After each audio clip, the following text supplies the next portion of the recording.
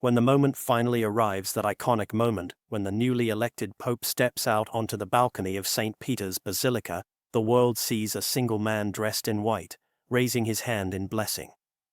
The applause is thunderous, the cameras flash, and history records yet another chapter in the long story of the Catholic Church. But what most people see is only the surface. Behind that simple gesture and humble wave lies a profound spiritual transformation, one that has just taken place, quietly, reverently, away from the eyes of the public.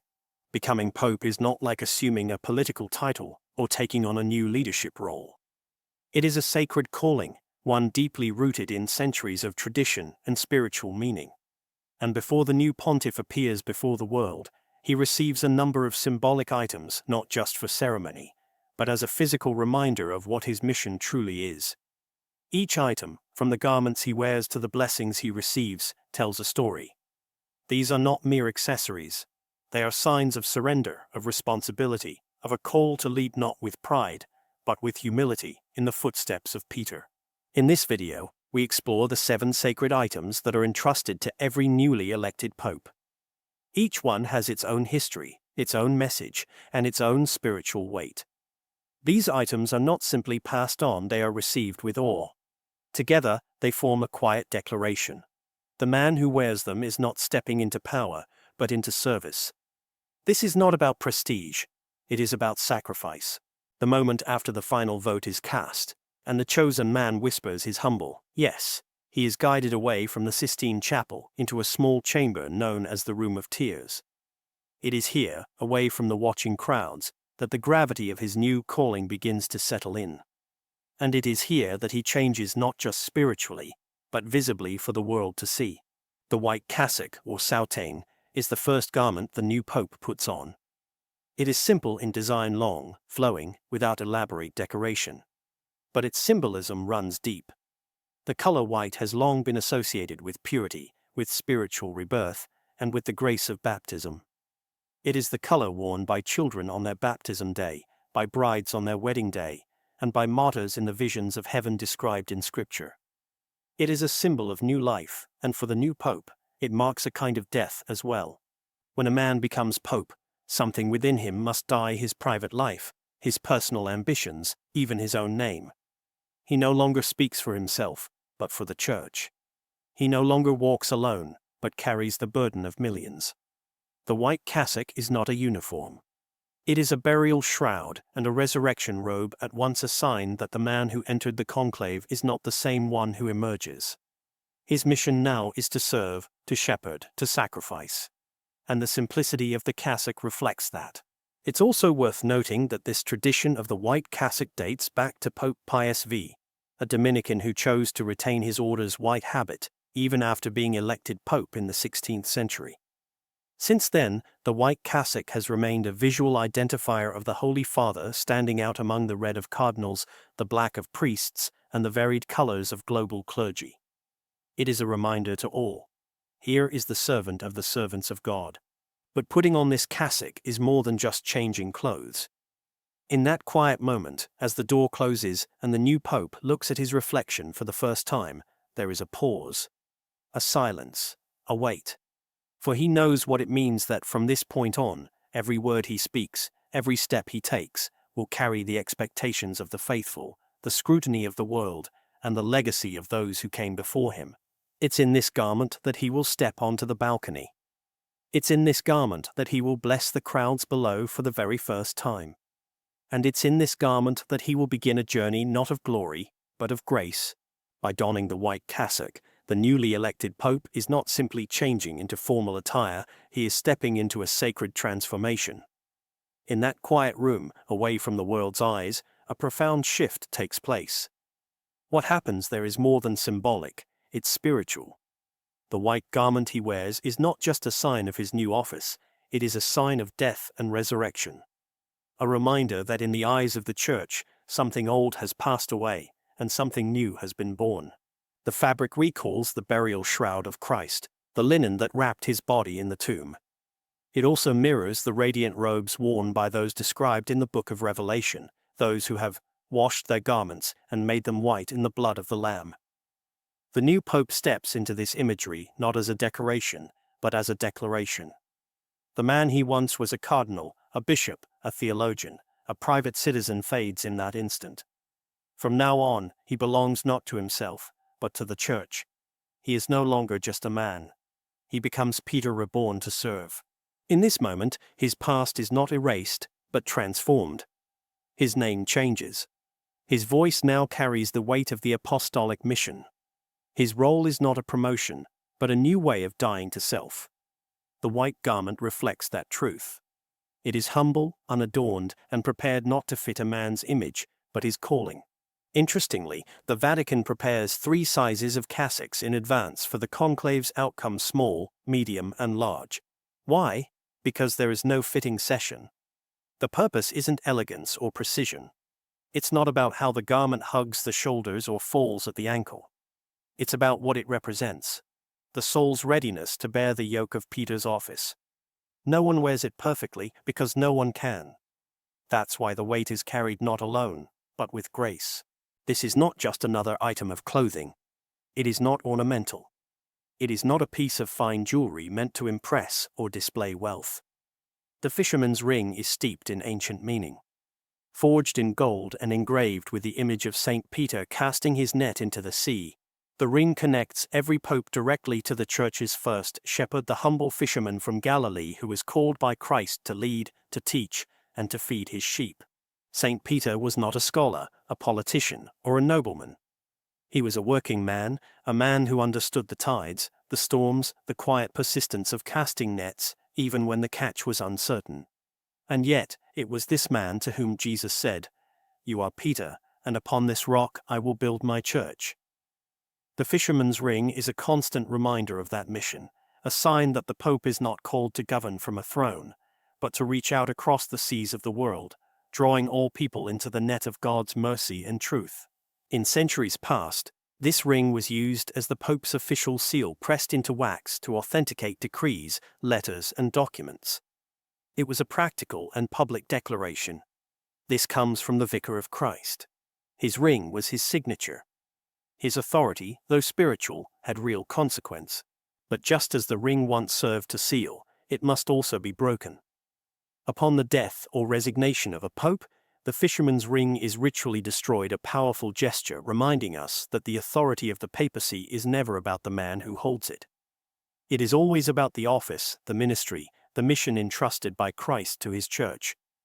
No pope possesses this authority for himself. It is given for service, and it returns to God when the service ends. When the new pope receives this ring, it is placed gently on his finger, not as a prize, but as a burden he willingly accepts. In that quiet act, he is told without words that he now casts the net not just for his diocese or country, but for all humanity. His task is no longer local. It is universal.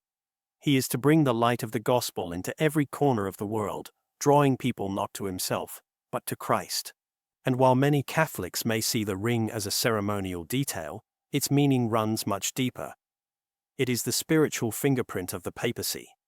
It marks the Pope not just as a man of leadership, but as a man of surrender. It reminds him every day that his hand is not raised for applause, but for blessing.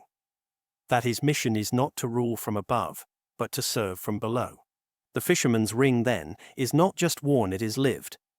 Every visit, every encyclical, every pastoral decision is a cast of that net. And just like Peter in the Gospels, the Pope must often cast it again and again, even when the waters seem empty.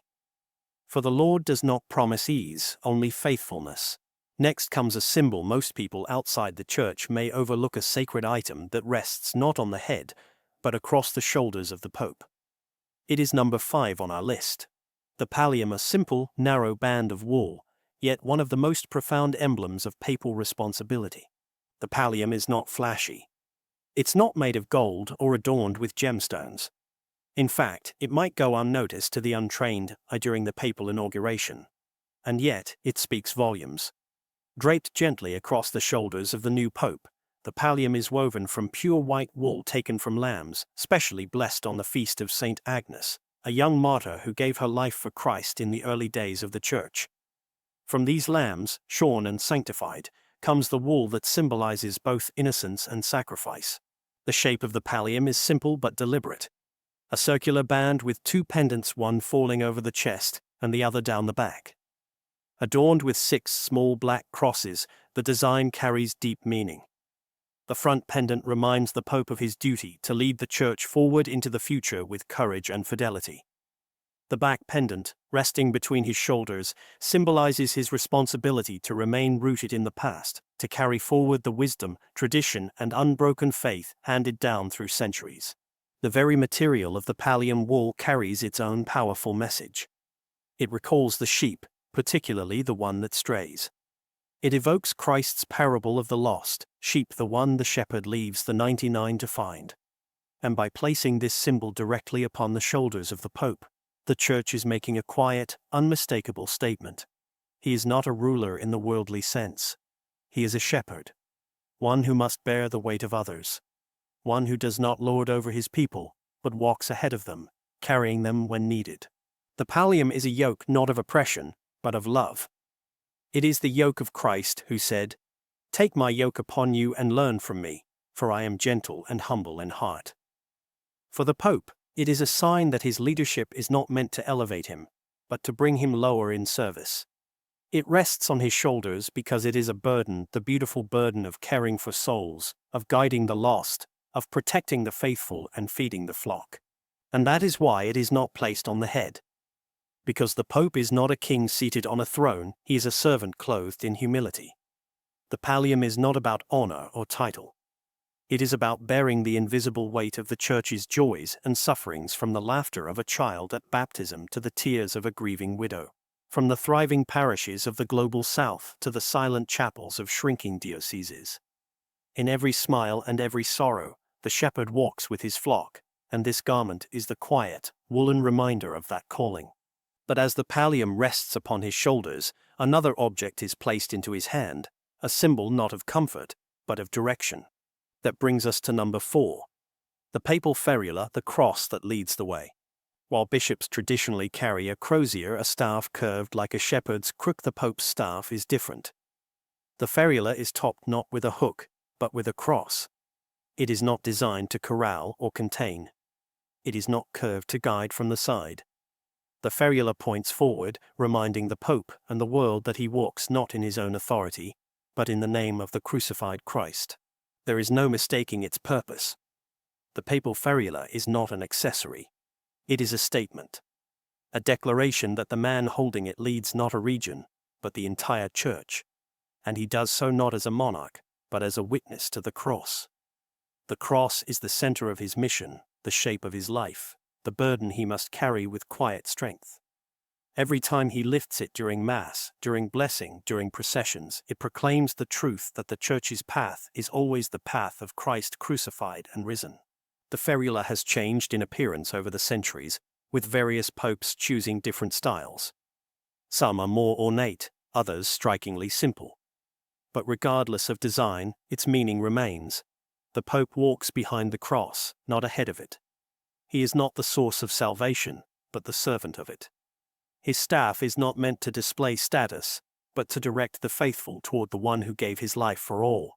Holding the ferula is a daily reminder of what it means to lead the Church. Not through charisma or diplomacy alone, but through sacrifice, through truth, through love poured out. The cross atop the staff is not a decoration, it is a map. And it tells the world exactly where the Pope is meant to go. Wherever Christ leads. Throughout history, the design of the papal ferula, the staff the Pope carries, has changed. Some have chosen a plain cross. Others have opted for a crucifix that depicts the suffering Christ. A few have carried ferulas with subtle details, others more ornate. But regardless of form, the message has always been the same. The only true authority in the Church flows from the cross. When the new Pope steps out onto the balcony of St. Peter's for the first time with the ferula in hand, it is not to show power. It is not to assert control. It is to offer direction. That cross, silently held before the crowd, becomes his first homily, wordless, but profound. He is not saying, "Look at me." He is saying, "Look at him." He is not presenting himself as a king, but as a follower, one who walks behind the cross and asks the world to do the same. And for the Pope himself, that moment is not ceremonial. It is personal. That cross is not lightweight. It is not symbolic gold. It is, spiritually speaking, heavy wood. The weight he now carries is the same wood that Christ carried to Calvary. It is the cross that leads not to comfort, but to resurrection. And this becomes his mission: to lead the Church by following Christ crucified. From there, we arrive at number 3. The red papal shoes, a striking visual symbol with deep, sacred roots. Though some popes have chosen to simplify their appearance, the traditional red shoes remain one of the most visually powerful items in the papal wardrobe. And while they may seem curious at first, almost regal, even unexpected, their meaning reaches back through centuries of church history. Their color is not chosen for fashion, but for faith. Red is the color of martyrdom. It is the color of sacrifice, of witness, of love that is willing to bleed for the truth. When the Pope wears red shoes, he is not stepping into luxury, he is stepping into legacy. He is walking in the literal footsteps of martyrs. Saints who stood before emperors, who prayed in prison cells, who whispered the name of Jesus as they faced lions, fire, or exile. These shoes speak for them. They declare that the path the Pope walks is not paved with comfort, but with the witness of those who gave everything. In ancient Rome, red was also the color of imperial power, a symbol worn by those who ruled the empire with dominance. But the Church transformed this meaning. Now, red does not stand for conquest. It stands for communion with the suffering of Christ. It does not signify status, but sacrifice. The Pope's shoes, whether elaborate or simple, carry this deeper meaning. They remind the faithful that the papacy is not about being above others, it is about walking with them. Through valleys of sorrow, through deserts of doubt, through the silence of prayer and the chaos of the world, the Pope is called to walk alongside the Church step by step, carrying the memory of the saints who gave their lives for the gospel. In every footstep, red says something louder than any speech. This is not a throne I have inherited. It is a path of blood, a call to lay down my life like they did. And whether the shoes are bright red or modestly toned, the tradition remains. The papacy leads through witness, not wealth. Through sacrifice, not splendor. From the shoes on his feet to the chair that awaits him, the symbolism deepens. And so we arrive at number 2. The chair of Peter, not an object handed from one pope to another, but the most foundational symbol of the papal office. Unlike the cassock, the ring, or the ferula, the chair of Peter is not worn or carried. It is not presented in a ceremony or stored in a private chapel. But its meaning towers above all others. This chair, called Cathedra Petri in Latin, is the very heart of the papacy. It represents apostolic succession, universal unity, and the spiritual authority entrusted to St. Peter by Christ himself.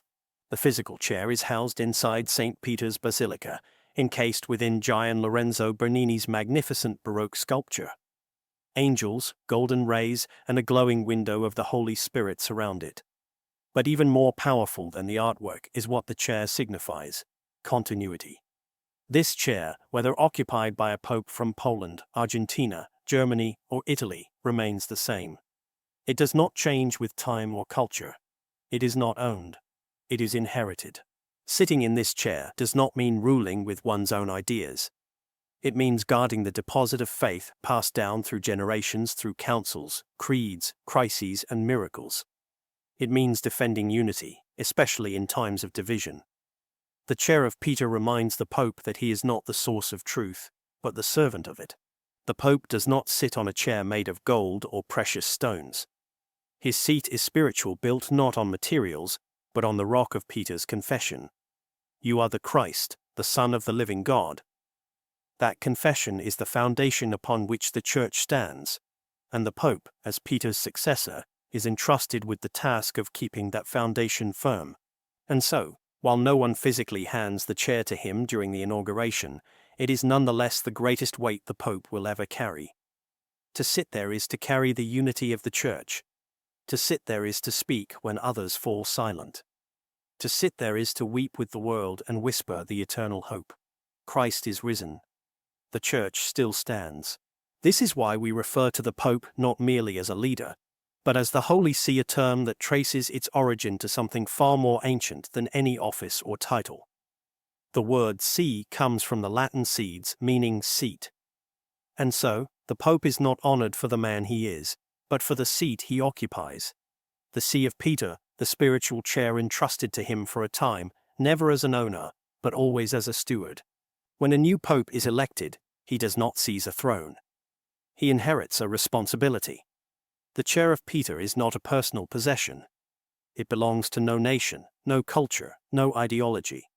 It belongs to the Church universal, apostolic, and eternal.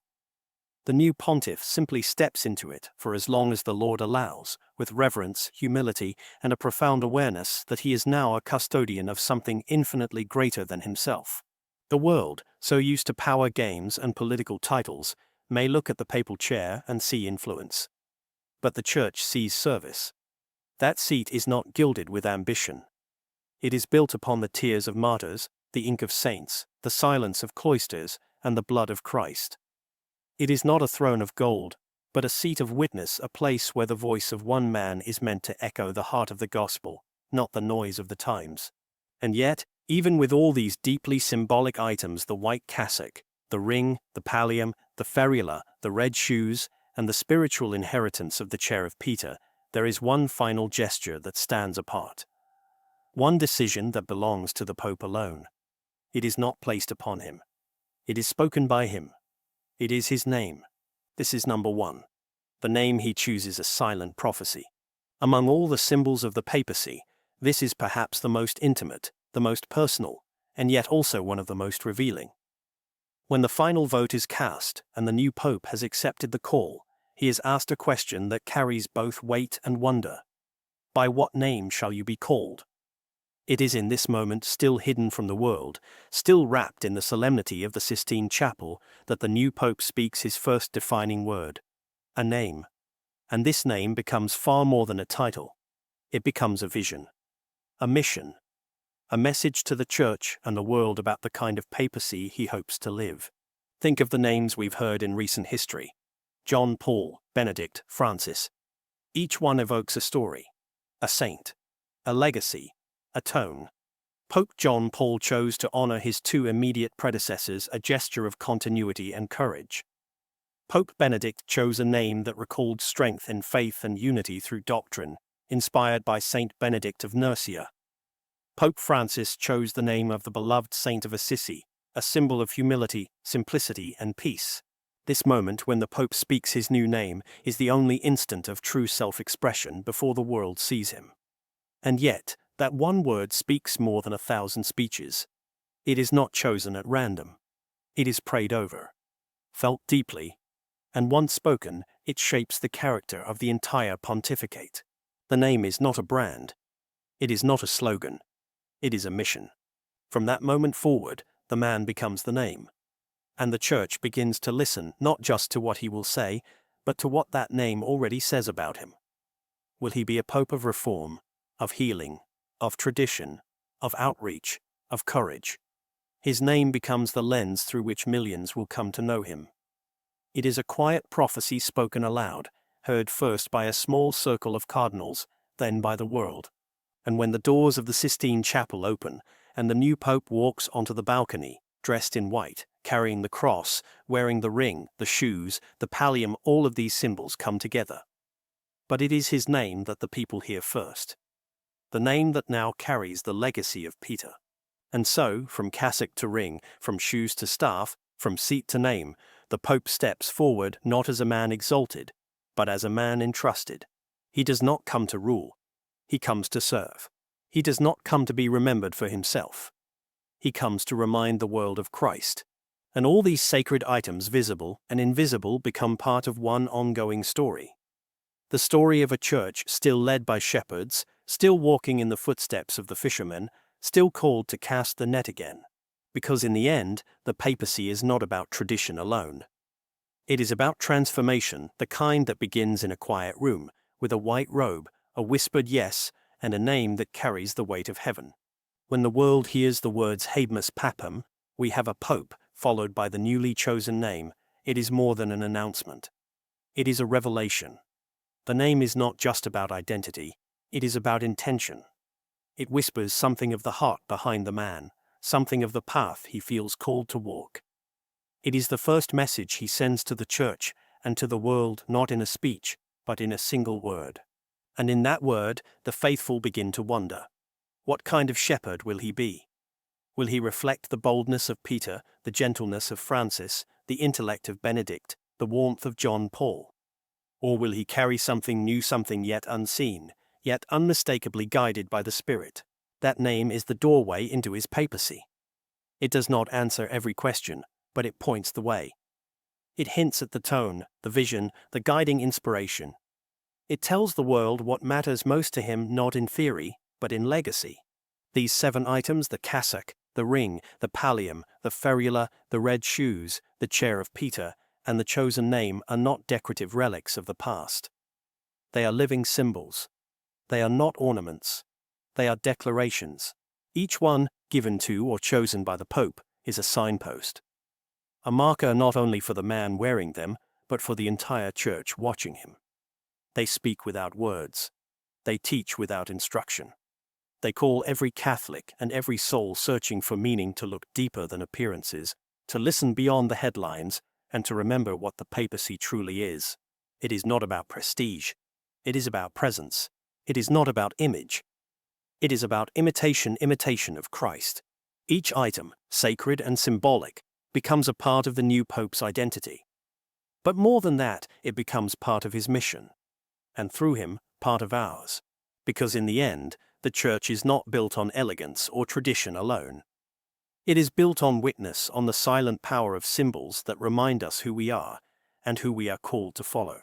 And so, as the new Pope walks forward clothed in white, ring on hand, pallium on shoulders, ferula in hand, feet shod in red, seated on the chair of Peter, name spoken into eternity, he does not carry these things for himself.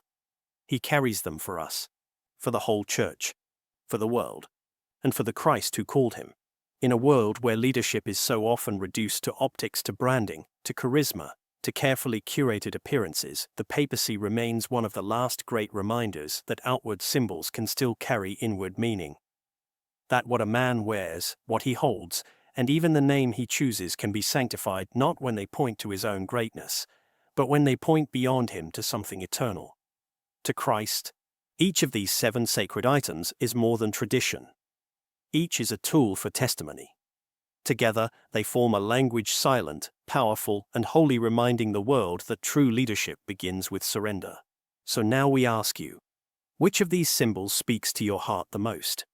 Which one, in your eyes, carries the clearest message for today's world, a world searching not just for leaders, but for shepherds? In an age that often celebrates the loudest voices, the most curated images, and the fastest moving trends, it may seem almost unusual, even countercultural, that the most enduring form of spiritual leadership begins in silence, with symbols, and with self-forgetting humility. And yet, that is precisely what happens every time a new pope is elected. While the world speculates on his background, his personality, and his style of communication, the Church invites us to look at something deeper: the signs that surround him. Because in the Catholic tradition, symbols are not empty. They are not pageantry or performance. They are pathways, tangible expressions of spiritual truths that are too profound to be spoken directly. And in the case of the papacy, these signs form a kind of sacred choreography, a carefully woven language of garments, gestures, and decisions that communicate not who the man is, but who he is now called to become. The cassock, the ring, the pallium, the ferula, the red shoes, the chair of Peter, and the name, these are not isolated tokens of office. Together, they form a spiritual framework that reshapes the identity of the man chosen. They remind him and us that this is no ordinary role. It is not about image, charisma, or global influence. It is about carrying a cross, echoing a mission, and becoming a living witness of Christ to a world that desperately needs direction. And in this modern world so filled with distraction, with competition for attention, with leaders who brand themselves rather than lose themselves, perhaps that's why the enduring mystery of the papacy still captivates people across faiths, cultures, and continents. Because whether one is Catholic or not, There is something undeniably compelling about a man who, in a moment of great triumph, begins not with self-promotion, but with self-emptying. In that single moment, when the newly elected Pope steps onto the balcony of St. Peter's Basilica, the entire world sees a man in white. But those who look closer will also see something more. A man who has been symbolically stripped of everything that once defined him, and reclothed in simplicity, silence, and surrender. A man who no longer belongs to himself, but to the mission of the gospel. Even the location of this appearance is profoundly symbolic. He does not speak first from within the Vatican walls, surrounded by advisors or cameras.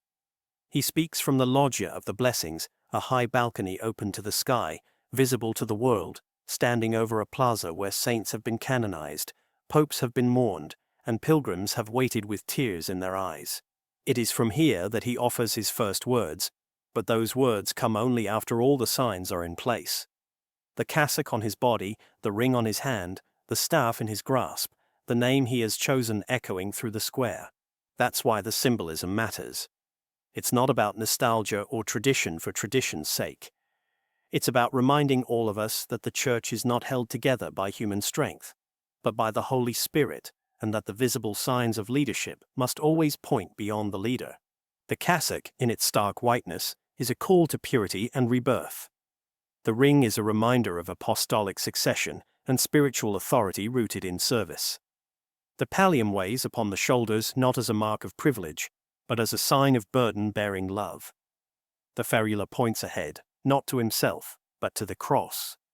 The red shoes are not opulent, but soaked in memory of blood, of witness of footsteps laid down by those who died to pass the faith forward. The chair of Peter, though not handed over in a ceremony, looms in meaning over every action, anchoring the papacy in the foundation of apostolic truth. And the name reveals the kind of father, teacher, and servant he intends to be. In our era, where influence is often mistaken for impact and attention for authority, the simplicity and depth of these signs are startling. They remind us that spiritual leadership cannot be improvised. It must be formed, informed, and reformed by something greater than opinion, by tradition, by doctrine, by sacrifice, and by a deep, personal encounter with Christ. The Pope's first steps as successor of Peter are therefore not just historic, they are liturgical. Every movement has meaning. Every item is a sermon. Before he preaches a word to the people, his very presence becomes a homily. A testimony without commentary. A presence that says, I have become less so that he may be more. And in that message is perhaps the most urgent reminder for our time that leadership, when lived well, is not about reaching the top. It's about returning to the center, to Christ, to truth, to a life not of management, but of mercy, not of dominance, but of devotion. We live in a world that often looks to leaders for solutions, for strength, for certainty, for charisma. But the Church invites us to look for something else: holiness. A quiet, steady, persevering holiness that leads not by popularity, but by example. A holiness that does not shift with public opinion, but stands firm in the storm. That's why the papacy, even after 2,000 years, continues to draw attention, not because it's flashy or flawless, but because it still dares to represent something higher, something enduring, something sacred. And these symbols, these 7 sacred signs, continue to proclaim that truth in every age. They are more than ritual. They are more than relic. They are reminders. Reminders that in a church built on the blood of martyrs, the tears of the faithful, and the unshakable rock of Peter's confession, nothing is ever meaningless. Every gesture, every garment, every choice down to a name carries a message. And in that message, we find our own invitation. Not to elevate the Pope as a distant figure, but to walk with him. To pray for him. To remember that his mission is our mission too, to follow Christ, to carry the cross, and to cast the net again. And so the signs are in place. The cassock has been worn. The ring has been received. The pallium rests upon his shoulders. The ferula is in his hand. His feet are marked by the red shoes of witness. His voice carries a new name. And the chair of Peter awaits not as a reward, but as a reminder. In this slow unfolding of ancient tradition, the Church does not merely announce a new leader. She reveals a new beginning. Not a man elevated, but a man consecrated. It is here, in the quiet convergence of symbols and surrender, that we find the heart of the papacy. To the world, these moments may seem small, even archaic. In an age of instant communication and rapid change, the slow procession of sacred signs may feel like a relic of the past. But in truth, they are more timely than ever. Because in a world that often forgets the power of humility, the Pope reminds us that true greatness begins on one's knees.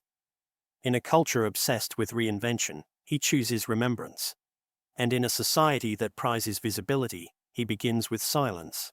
The papacy, at its best, is a paradox. The man who wears white must carry the sins of the world on his shoulders, while remaining clothed in hope. He must stand at the center of a global church, and yet continually return to the margins, where Christ lives in the poor, the forgotten, the broken. He must be visible to billions, yet hidden in prayer. He must speak to kings and presidents, yet weep with widows and orphans. His feet walk red not in royal carpets, but in the footsteps of those who bled so the faith could live. And the world watches often with curiosity, sometimes with skepticism, occasionally with ridicule, but always with interest. Because there is something in this moment that transcends the institutional, the political, the historical. There is something here that touches on eternity. What other role on earth demands that a man begin his leadership by renouncing self, embracing symbols of death and resurrection, and committing his voice not to his own vision, but to the voice of another, the voice of Christ? That is why the sacred items matter. They are not accessories. They are not remnants of pageantry. They are, each in their own way, a declaration of dependency.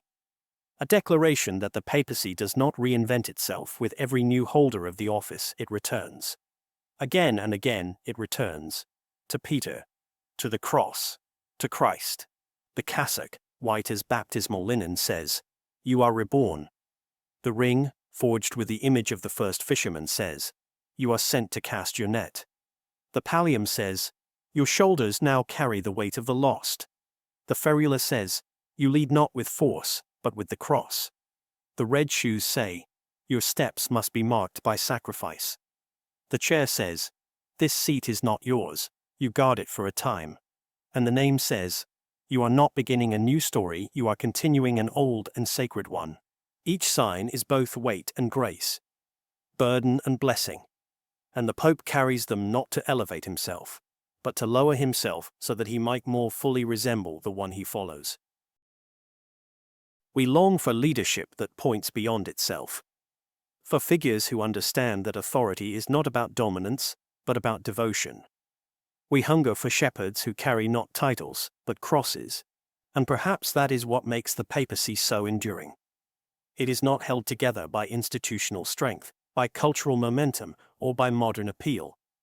It is held together by something the world cannot manufacture: continuity with the sacred. A line that began on the shores of Galilee, passed through Rome's catacombs, through councils and crises, through glory and scandal, all the way to today, unbroken, yet often battered, always called back to its foundation. "You are Peter, and on this rock I will build my church." This is the legacy the Pope inherits. And this is the legacy the sacred items he receives are meant to guard.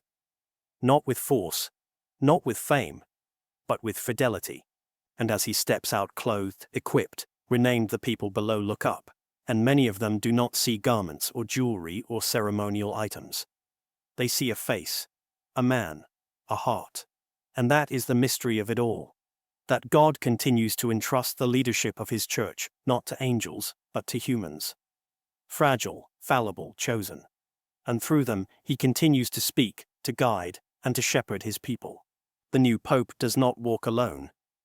Every step he takes echoes the voices of those who came before him: John Paul, Benedict, Francis, and the many centuries of saints and sinners who bore the same weight, wore the same signs, and faced the same impossible task: to represent Christ in a world that often forgets him.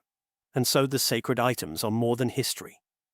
They are a reminder to the Pope, to the Church, and to the world that holiness still matters. That symbols still speak. That leadership, when lived well, is not about being seen, but about being poured out. As the bells ring, as the crowds cheer, as the cameras flash, There is one man on that balcony who knows perhaps better than anyone what has just begun. Not a reign, but a mission.